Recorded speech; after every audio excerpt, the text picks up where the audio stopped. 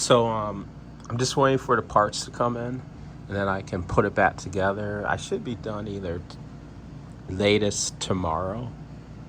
Catalytic converter, it came out good. When we restarted, the catalyst was white, and afterwards it's back to like a darkish color, so that's good.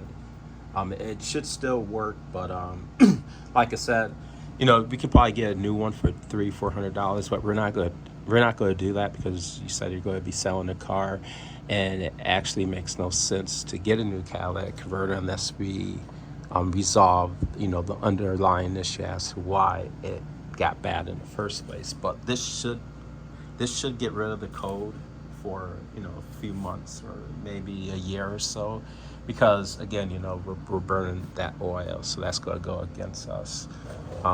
So I got the AC lines flushed out, so I'm assuming this looks good. Assuming this is good, we should be able to get the AC back up and running again. And then we got the 2 new oxygen sensors coming in, so we're going to go ahead and install the 2 new oxygen sensors. And then like I said, the valve cover gasket, that's back on. We put resealed up the oil filter housing gasket.